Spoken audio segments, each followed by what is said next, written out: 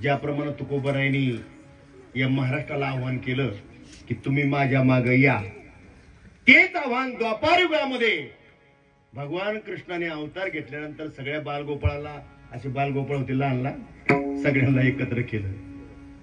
खरे म्हणले तुमच्या तब्येती अशा का झाल्या, उद्बत्तीसारख्या का झाल्या?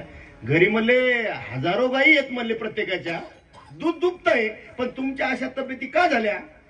त्यावेळेला बालगोपाळ म्हणले कृष्णा, अरे त्या कंसाने म्हणले फरमान काढले, जेवढं काय दूध दूध असेल घरामधलं, आता ते कुठं, डेअरीला, त्यावेळेची डेअरी म्हणजे मथुरा. कुणीही घरी फक्त कामापुरतं घरी ठेवायचं, सगळं कुठं मथुरेला आलं पाहिजे असं म्हणले फरमान काढलं त्या कंसाने. त्यामुळं घरामध्ये आम्हाला काही खायला मिळत नाही. मग भगवान कृष्णाने ठरवलं की तुम्हाला पोटभर खाऊ घालायचं मी काम करतो, फक्त एक काम करा, तुम्ही काय करा, माझ्या मागे या. हो, पण पाय बालगोपाळ म्हणले तुझ्या मागे जर आलो तर तू कुठलं खाऊ घालणार? तुझ्या घरचं 9 लाख आहे तुझ्या घरी, तर तुझ्या घरचं खाऊ घालणार का? तर भगवंताने सांगितलं नाही, माझ्या घरचं खाऊ घालणार नाही. हा, माझ्या बरोबर तुम्हाला यायचं असेल, तुम्हाला जर पोटभर खायचं असेल तर तुम्हाला माझ्या बरोबर येऊन चोरी करावी लागेल. बोबडे लगेच उभा राहिला, म्हणले कितना? अरे कालच गुलजीनं सांगितलं म्हणले चोरी करणं पाप असते, आणि तू आम्हाला चोरी करून खाऊ घालणार? आम्ही चोरी करणार नाही. त्यावेळेला भगवंताने सांगितलं, कृष्ण भगवंताने सांगितलं म्हणले बोबड्या, जर चोरी करायची जर भीती वाटत असेल तर मग तुम्ही येऊ नका. याल तरी पोटभर खायचं का, तर मग माझ्या मागे या. ज्यांचे ज्यांना मी सांगतो त्याप्रमाणे ऐकायचं असेल त्यांनी माझ्या मागे या. महाराज निघाले. ज्यांचा कट्टर विश्वास होता, पक्का विश्वास होता, ते देवाच्या बरोबर, आणि काही जे होते जरा कमी विश्वासाचे ते म्हणले का रे आपण चाललोय खरंय, कसं होईल, समजा गेलो आपण याच्या बरोबर आणि पकडलं तर काय होईल? तिथंही गवळण म्हणले मार खावा लागेल तिचा, आणि घरी गेलं आईला कळलं तर आई काय पूजा करेल का? आई पण मारेल. पण म्हणले जायचं का नाही, काय करावं? मग अशा दुसऱ्या विचाराचे म्हणजे कमी विचाराचे, कमी विश्वासाची मंडळी होती.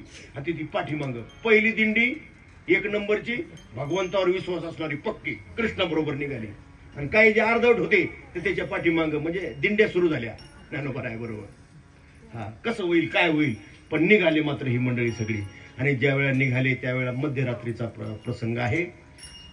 काही गवळणीने आपलं सगळं दूध दुभत माझघरामध्ये व्यवस्थित ठेवलेलं आहे, सिंके लावलेले आहेत, कुलप दार बंद केले, उन्हाळ्याचे दिवस, आणि दारामध्ये बाजा टाकून सगळी मंडळी झोपलेली आहे. तेवढ्यामध्ये भगवंताने या बालगोपाळाला घेऊन त्या घराजवळ गेले. पाहतात तर कुलूप लावलेले.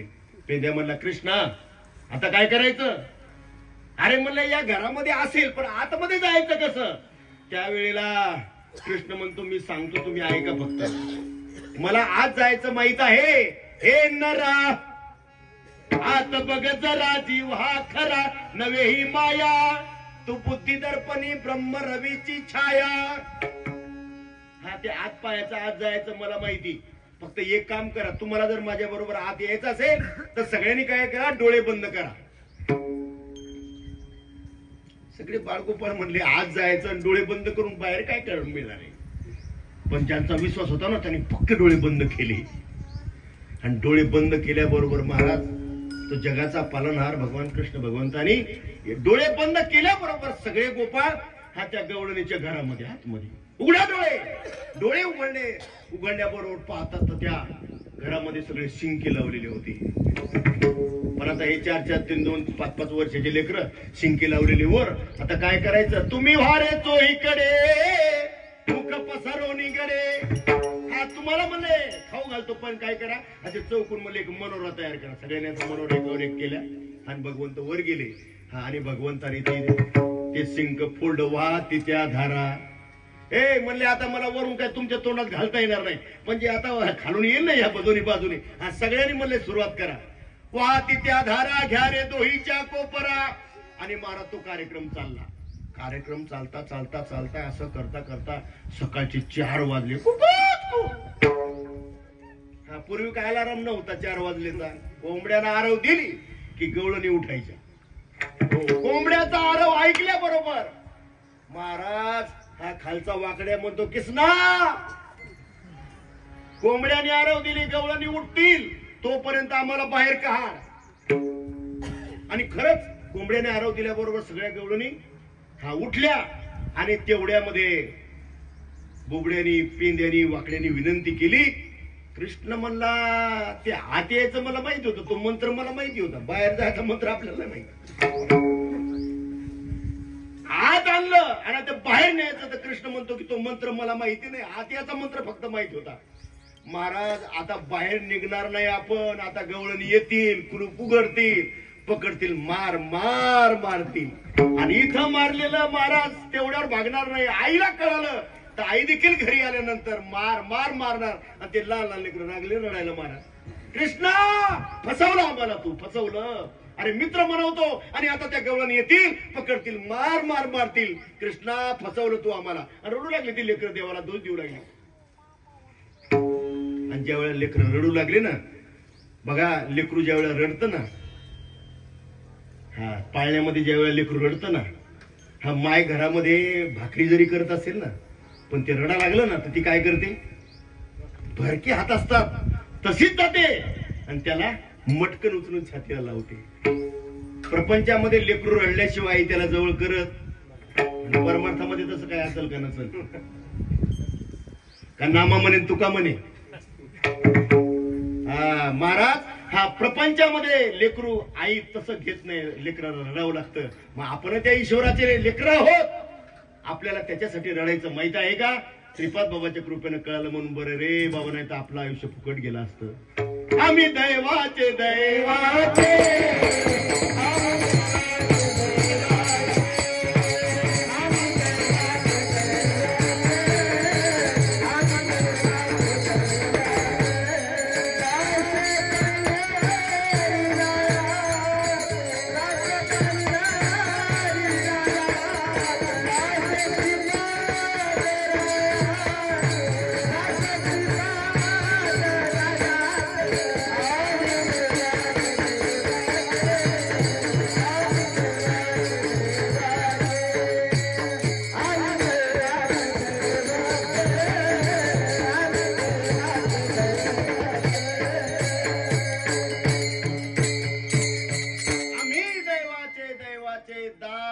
पंढरीरायाचे दास, श्रीपादरायाचे, स्वाभिमानाने म्हणा दास रामदास रायाचे. हो, महाराष्ट्रामध्ये काला जर अनुभवायचा असेल, अनेक गुरु परंपरा आहेत, अनेक संप्रदाय आहेत, अनेक पंथ आहेत, पण जोपर्यंत ही परंपरा कोणती, हंस ब्रह्मा त्रिदत्त नारायण लक्ष्मण बलभीम सकाळांना शांतामाई बंडोबा किरोबा श्रीपाद बाबा रामदाबा, ही परंपरा जोपर्यंत भाविकांना प्राप्त होत नाही, या परंपरेमधला सद्गुरु जीवनामध्ये प्राप्त होत नाही, तोपर्यंत काला होईल का नाही मला माहिती नाही. पण काला व्हावा असं वाटत असेल तर नक्की तुम्ही या गोष्टीचा विचार केला असेल, नसेल केला तर या गोष्टीचा नक्की विचार करा. महाराज लेकर रडू लागले. लेकर ज्या वेळेला रडू लागले सगळे बालगोपाळ, त्यावेळेला कृष्ण भगवंताला दया, हे रडू नका म्हणले. तुम्हाला बाहेर निघायचं का, हो मग मला डोळे बंद करा. अरे आतमध्ये आणायचं डोळे बंद केले आणि ते बाहेर निघायचं तरी डोळे बंद करायला लावतो. केले बा सगळ्यांनी, पण पेंद्या जरा माझ्यासारखा इबलीच होता थोडा. तो मला ते डोळे बंद करायला सांगतो, पण ते कोणत्या मार्गाने नेतो, विहंग मार्गाने नेतो का पिपिलिका मार्गाने नेतो हा. म्हणून त्याने डोळे बंद केले, पण तो खिंडीतून पाहू लागला. आता देवाला कळत नाही का कोण माळ घालून दारू पितो ते, कोण मोठा गंध लावून 2 नंबरचे धंदे करतो, देवाला कळत नाही का. अरे जगाला कळणार नाही पण देवाला कळत नाही का तुम्ही काय करता ते. तो चित्रगुप्त आहे ना महाराज, प्रत्येकाच्या जवळ इथं बसलेला. कुठं तुम्ही जे काही कराल कर्म, सत्कर्म करा त्याची नोंद आहे, दुष्कर्म कराल तर त्याची देखील. देव म्हणला पेंद्या डोळे बंद करायला सांगितले, डोळे बंद केले आणि खिंडीतून पाहतो काय सगळे बालगोपाळ सुखरूप बाहेर काढेन. पेंद्या मध्ये सौन्यात अडकवला ना, सौन कळते का, सौन विदर्भामध्ये त्याला ते सौन म्हणतात, भिंतीला असतं लांब लांब, ते असतं ते बरोबर अर्धा पेंद्या आत अर्धा माग. महाराज सगळे बालगोपाळ सुखरूप बाहेर पडले आणि ज्यावेळेला गवळण्याले कुलप उघडले, आतमध्ये पाहतात महिनाभर 15 दिवस कमावलेलं दूध दही ते सगळं तूप सगळा रबडा घरामध्ये पाहिला, तळपायची आग मस्तकात केली. कोण चोर कुठून आला? एकीनं बॅटरी काढली आणि बॅटरीनं लांबून पाहू लागली. तेवढ्यामध्ये पेंद्याचे पाय हालताना दिसले ना महाराज. सापडला म्हटल्या बरोबर सगळ्या गवळ्या बरोबर या ग म्हणले, या करू म्हणले आता सत्कार याचा चोराचा. हात धरले महाराज पाय, कोणी काय लाटणं घे, कोणी काय काय काठ्या घे, आणि असानं पेंद्या सटकायला सुरुवात केली. जसा सटकायला सुरुवात केली पेंद्या बोंबला, बो कृष्णा मरतो, मला सोडो. त्यावेळेला कृष्ण म्हणतो, का रे कसं काय अडकला तू? कृष्णा ते विचारू नको, तुला कळलंय मी कशामुळे अडकलो. अविश्वास दाखवला, तुझ्यावर अविश्वास दाखवला, त्याचा परिणाम मी अडकलो. आता मला कहाण. महाराज रोज अभंग म्हणतात, हो माळकरी संताची पायी. हाय विश्वास, हाय विश्वास. आणि विश्वास जर असता तर श्रीपाद बाबाचं कीर्तन भरल्या मंडपामध्ये या महाराष्ट्रातल्या वारकऱ्यांनी बंद केलं नसतं. भरल्या मंडपात श्रीपाद बाबांना फेटा उतरवून कीर्तन बंद करण्याची वेळ आली. याच महाराष्ट्रामध्ये जर संतावर विश्वास असता तर इंगोले महाराजांना देखील या श्रीगोंद्यामध्ये फेटा उतरून कीर्तन बंद करण्याची वेळ आली नसती. फक्त म्हणतात संताची पायी. हा माझा विश्वास आहे का? विश्वास त्यावेळेला एकाचा नव्हता, आता हजारोचा विश्वास नाही हो संतावर. पण पेंद्याचा विश्वास अविश्वास नळला त्याला, आणि जेव्हा सटकायला सुरुवात केली तर बोंबलू लागला. म्हणले बोंबलू नको, डोळे बंद कर. आणि ज्या वेळा डोळे बंद केले त्यावेळेला पेंद्या बाहेर काढला. पेंद्या कसं काय, बरं आहे का आता? देवा चुकलो, यापुढे पुन्हा आता डोळे उघडणार नाही. महाराज बालगोपाळाचा देवावर विश्वास बसला. आणि महाराज रोज त्या ठिकाणी भगवंतानी अनेक प्रकारे चोऱ्या करायचं हा उद्यम चालवलेला आहे. आणि अशा प्रकारे अनेक प्रकारच्या खोड्या भगवंतानी केल्या. तेवढ्यामध्ये रोज गाराने येऊ लागले. एक दिवस एक वयस्कर 60-70 वर्षाची म्हातारी हातामध्ये काठी घेतली आणि नंदराजाच्या वाड्यावर आली. यशोदे, काल आला आमच्या घरा, दारी झोपला म्हातारा. रोज खोड्या करत असताना एक गाराने घेऊन 80 वर्षाची म्हातारी, 70-80 वर्षाची म्हातारी आली आणि त्या यशोदेला सांगू लागली, यशोदे, काल आला आमच्या घरा, दारी झोपला म्हातारा. हे सगळे मुले बाळगोपाळ घेऊन कृष्ण आला. म्हातारा दारामध्ये झोपलं होतं. आतमध्ये गेले गपचूप. आतमध्ये सगळं खाल्लं, काय दही तूप लोक लोणी काय खायचं ते खाऊ दे, त्याच्याबद्दल माझी तक्रार नाही. माझी तक्रार कसली आहे पा. म्हातारा 80 वर्षाचा, थंडीचे दिवस, याला भला मोठा तो असा दह्याचा थंडा गार डेरा घेतला आणि जाता जाता म्हाताऱ्याच्या डोक्यात टाकला. दारी झोपला म्हातारा, घेऊन दह्याचा डेरा फोडीला येणे म्हाताऱ्याच्या डोक्यामध्ये टाकला. सांग यशोदे, 80 वर्षाची मी, माझं म्हातारा 93 वर्षाचं. देवाच्या कृपेने माझं म्हातारा वाचलं. अगं खायचं खाऊ दे, त्याच्याबद्दल माझी तक्रार नाही. पण म्हणले असे कुठाने कशाला करा तुझ्या लेकराला. तुझ्या लेकराला सांग, याचे दे कृष्णाला सांगावे.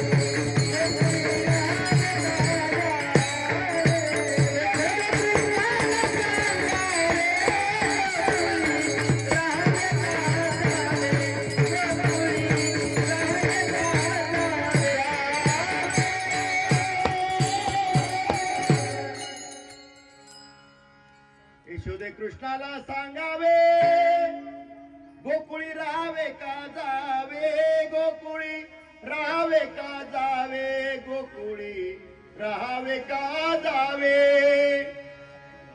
म्हातारी आपलं गारानं घेऊन राजवाड्यावर गेली ना. यशोदा माता ते गारानं ऐकते. कीर्तन आता नीट ऐका बरं का इथून पुढे. दोन मोठे माणसं जर बोलत असतील तर तिसऱ्याने तोंड घालायचं, असा शास्त्राचा नियम आहे.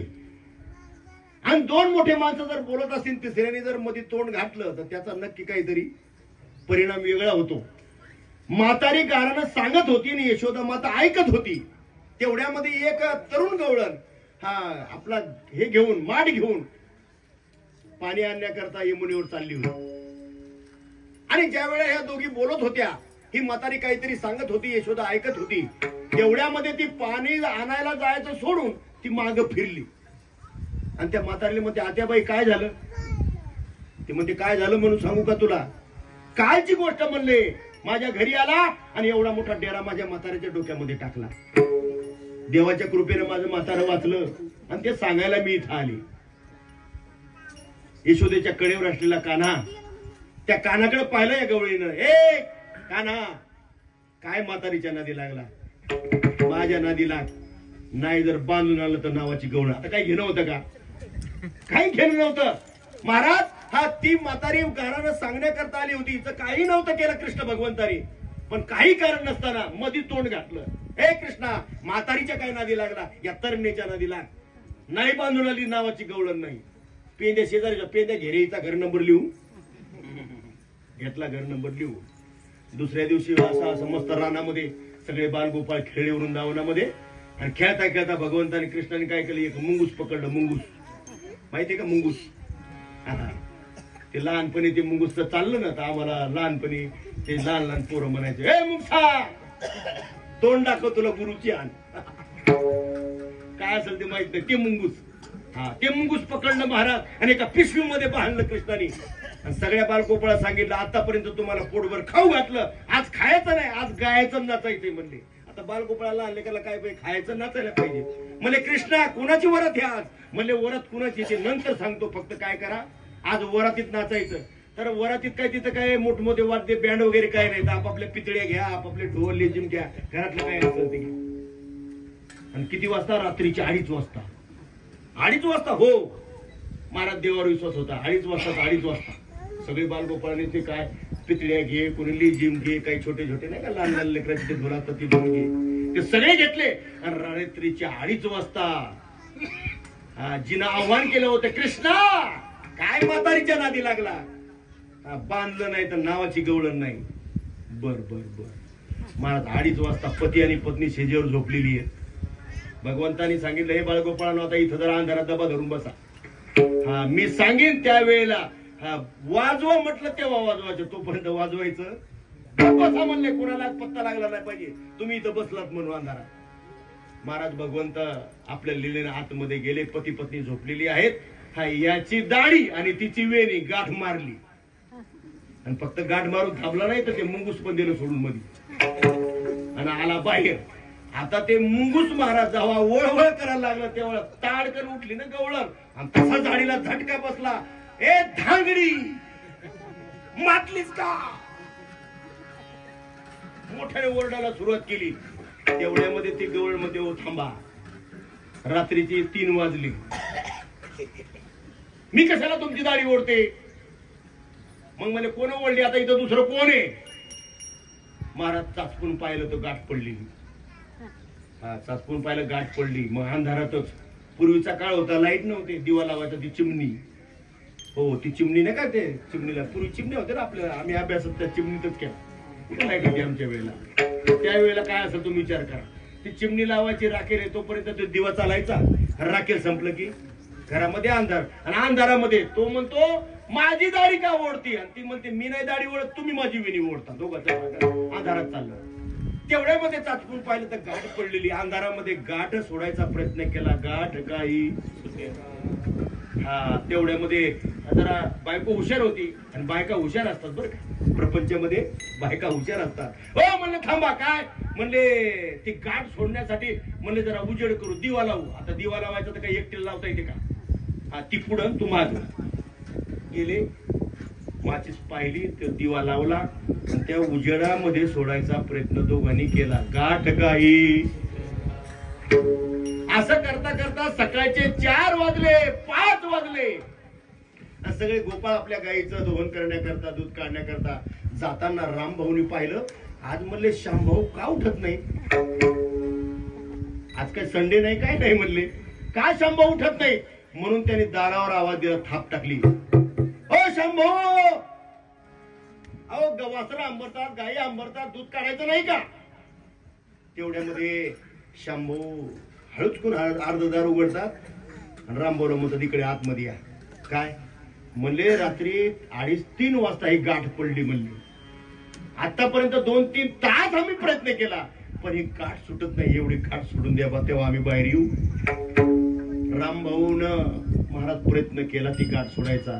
रामभाऊच्या बापाला ही गाठ काही, आणि मग रामभाऊच्या काही वेळानं इथं आलं. बाबाची भाषा सांगू का, पायी तीर्थयात्रा घडो, टकुरा खुशाल घाण पडो, असा परमार्थ नाही. त्या रामभाऊच्या इथं आलं. म्हणले ताई, तू त्या यशोदेच्या कार्ट्याला काही बोलली होती का. कारण त्याच्या लक्षात आलं, ज्या अर्थी गाठ एवढं म्हातारी सुटत नाही त्या अर्थी गाठ कुणी मारली त्याच्या लक्षात आलं. कालच ती म्हणली, हो ना म्हणले, कालच बोलली. काय बोलली म्हणजे, ती म्हातारी गारानं सांगत होती मी पाण्याला चालली होती आणि पाण्याला चालवते म्हातारीची मला दया आली म्हणून गेले म्हणली मी माघारी बोलायला. काय बोलली म्हणले, तू हे कृष्णा काय म्हातारीच्या नादी लागला, मला माझ्या घरी बांधून टाके. बस तू तर नाही का म्हणले, तू तर नाही का. हो म्हणले, मग ही करणी त्याचीच, ही करणी त्याचीच आहे.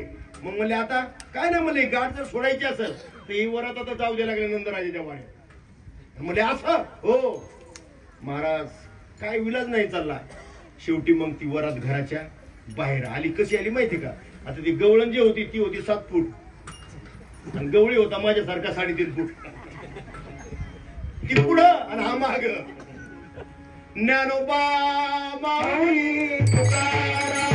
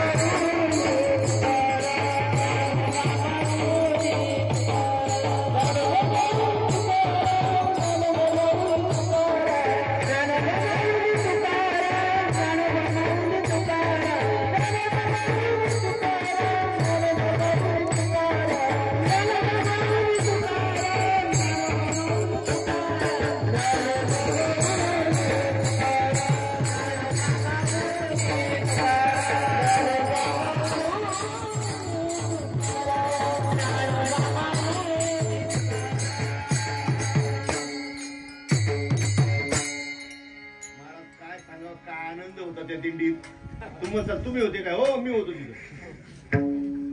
तुकोबाराय म्हणतात जे जे झाले अवतार तुका त्यांच्या बरोबर. तर तुकोबाराय त्यांच्या वेळेला होते तर आपण नव्हतो का.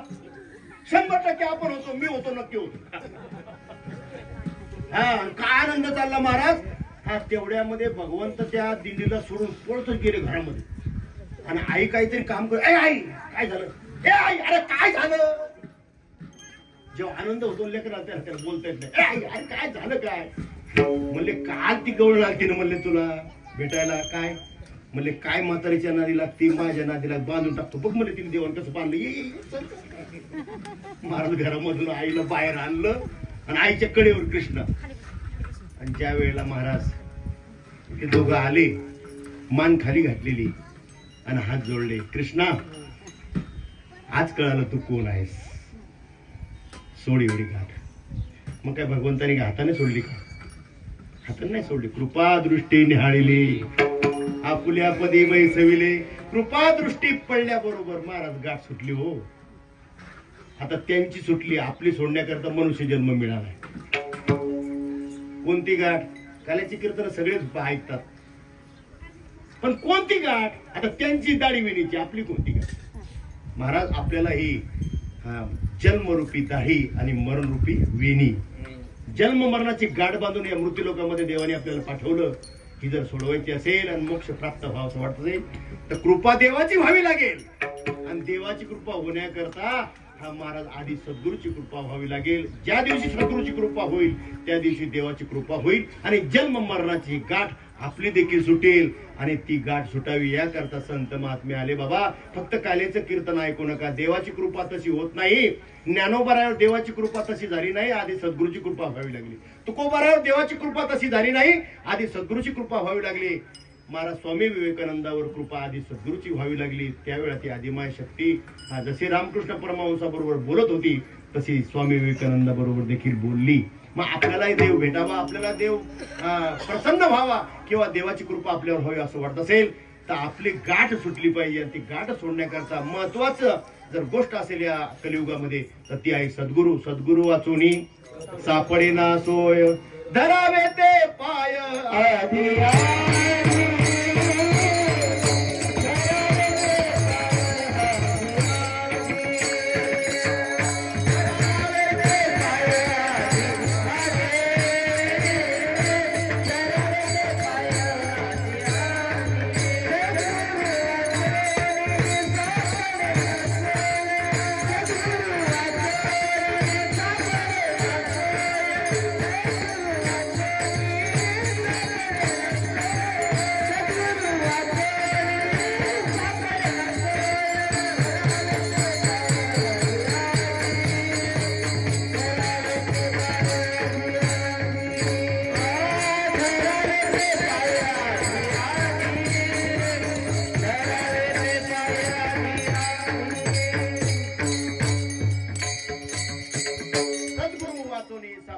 सोय धरावे ते पाय आधी आधी.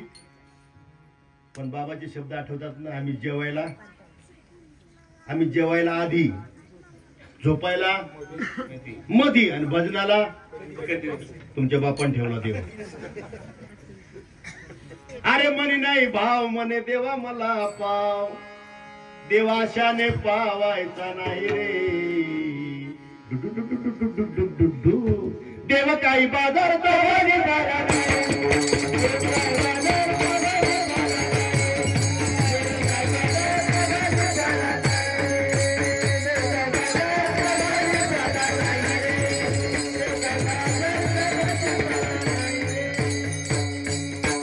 दगडाचा देव त्याला वडाराच भेव, सोन्या चांदीचा देव त्याला. आपला खंडोबा गेला होता ना चोरीला, आठवते तुम्हाला? म्हणजे संत सांगतात यावर आपला विश्वासच नाही, आपण तिकडेच पळतो. जे सांगितलं ते करतच नाहीत माणसं. सोन्या चांदीचा देव त्याला चोराच भेव, अरे मातीचा देव त्याला गणपती बाप्पा.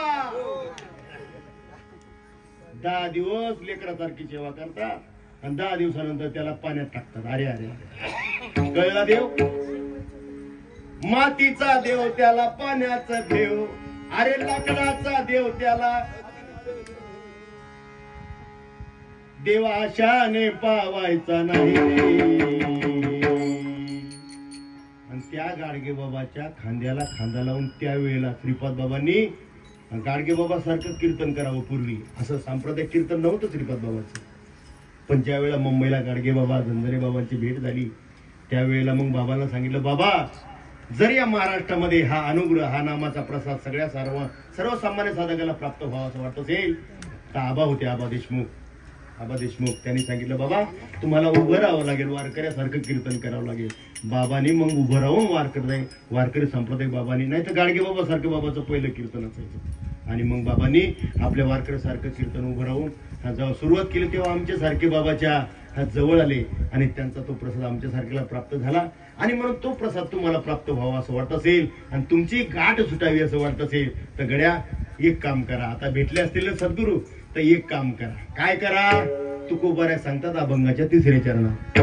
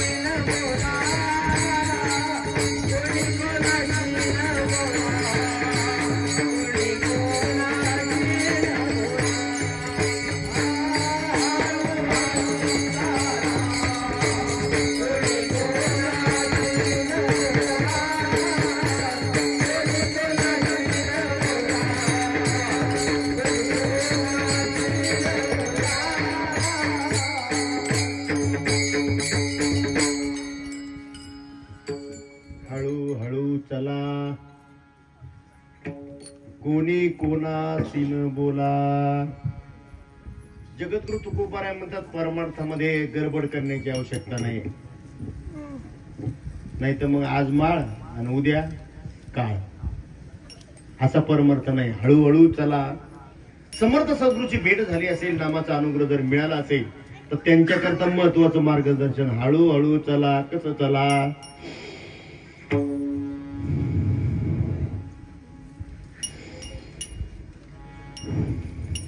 21,600 वेळा श्वास आत जातो आणि बाहेर येतो 24 तासामध्ये.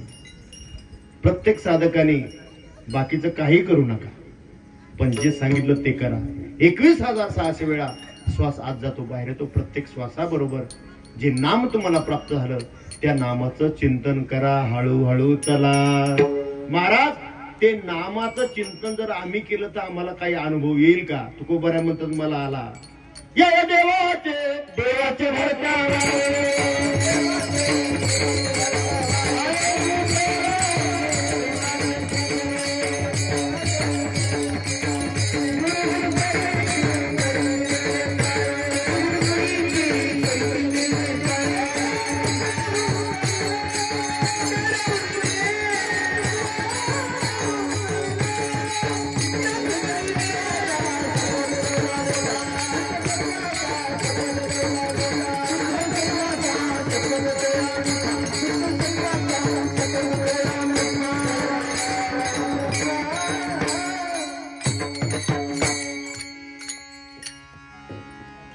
हळूहळू चला. आणि तुम्ही जर हळूहळू चालायला लागला तर तुम्हाला अनुभव येईल. काय अनुभव येईल? हा, तर तुम्हाला देवाचं वार, तुम्हाला वाऱ्याचा अनुभव येईल. या देवाचे भरता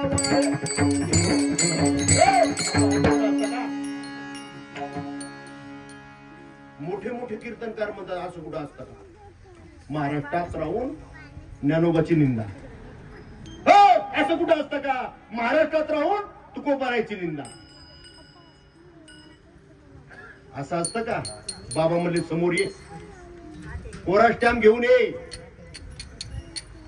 जर हे खोटं ठरलं तर 15 लिटरचा रॉकेलचा डबा घ्यायचं आणि या बोला भर चौकात नेऊन अंगावर ओतायचं आणि पेटवून द्यायचं. तक्रार करणार नाही. त्यावेळेला ज्ञानोबारांनी प्रतिज्ञा केली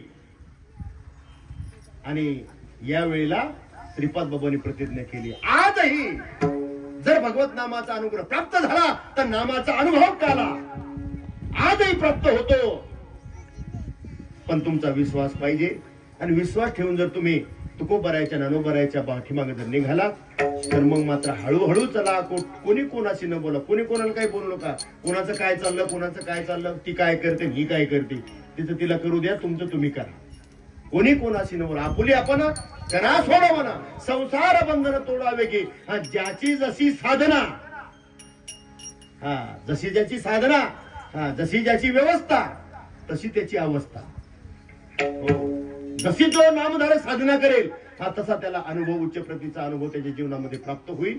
आणि तो अनुभव प्राप्त होण्याकरता करा रे बापांनो साधन हरीचे, जने करणीचे करू नका. हो, जर तुम्हाला तो अनुभव प्राप्त करून घ्यायचा असेल आणि साधू संतांच्या म्हणण्याप्रमाणे ती अनुभूती आवश्यकता असेल तर तुम्हाला हळूहळू चालावं लागेल. महाराज बालगोपाळ देवाचं ऐकत होते. अनेक प्रकारच्या भगवंतांनी खोड्या केल्या. खोड्या करता करता सगळ्या बालगोपाळांकडे हो, उद्या आता आपल्याला आईनं शिक्षा दिली, आपल्याला शाळेत जायचंय, सकाळी लवकर उठा, आपापल्या सगळ्यांनी गायी घेऊन या. आणि जेव्हा 11 सगळ्या गायी आल्या, भगवंत सकाळी उठला.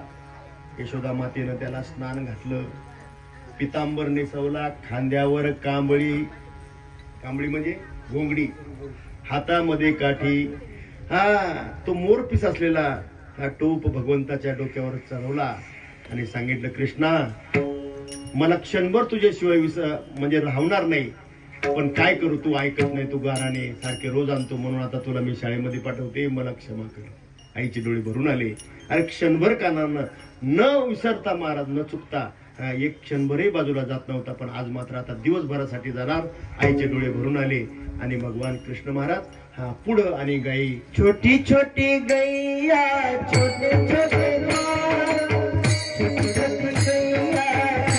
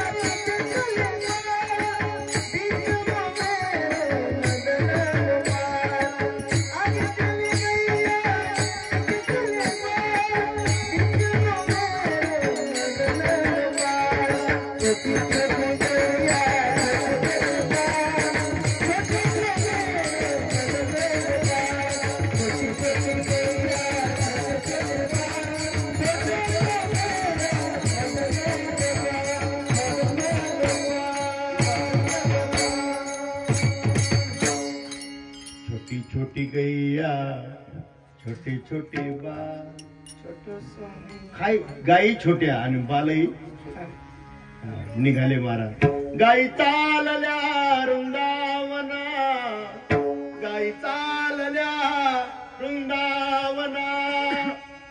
महाराज दिसत नाहीत त्या गाई तोपर्यंत आई दारातच उभी. लांब गाई दिसनाशा झाल्या. वृंदावनामध्ये गेले, सगळ्या गाई चारल्या. परंतु दुपारची वेळ झाली. सगळे बालगोपाळ म्हणले, कृष्णा खांदी भार पोटी भूक. हो म्हणले, आता भूक लागली, आता आपण काय करू, आता सिदोऱ्या घेऊ आणि पोटभर नाही का हा जेवण करू. पण त्याआधी जेवणाच्या आधी देवाचं भजन करू. त्यांनी खेळ केला, आपण भजन करू. विठोबा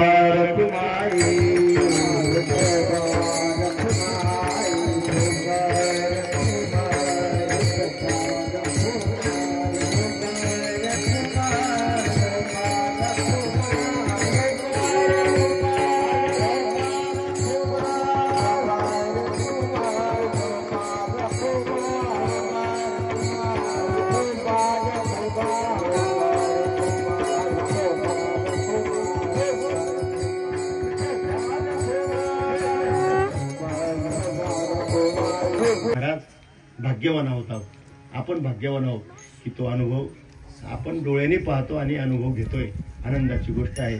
हमामा लगोऱ्या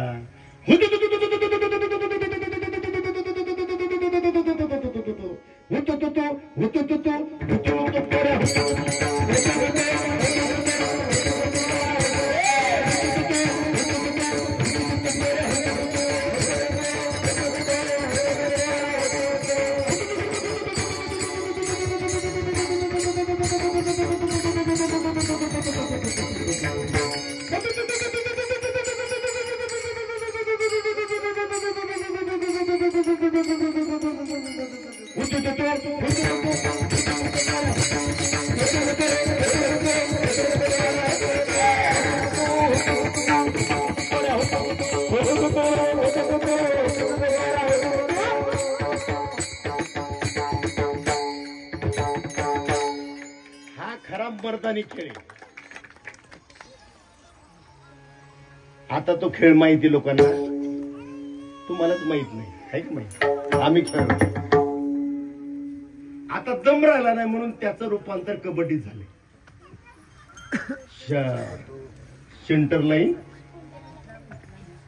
टच लाईन आणि पाठीमाग आउट लाईन, सातगडी. पूर्वीचा खेळ बरं का तो आमच्या लहानपणचा. आता काय दमच राहिला. ते कबड्डी 50 वेळा दम घेते. कबड्डी दम घेते ती. तेव्हा पुरतच नव्हतं. हा बरोबर सेंटर लाईन वर तो गडी जायचा, गेंटी टाकणारा, आणि असा तो त्या सेंटरला नमस्कार घालायचा. आणि सेंटर लाईन एकदा सुरू व्हायचा. सेंटर लाईनच्या आत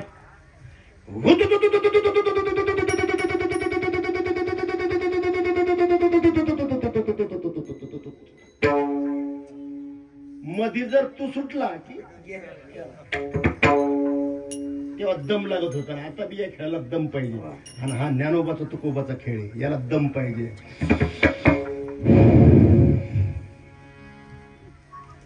जोपर्यंत देहभाव आहे तोपर्यंत सेंटर लाईनच्या आत म्हणजे देहभाव.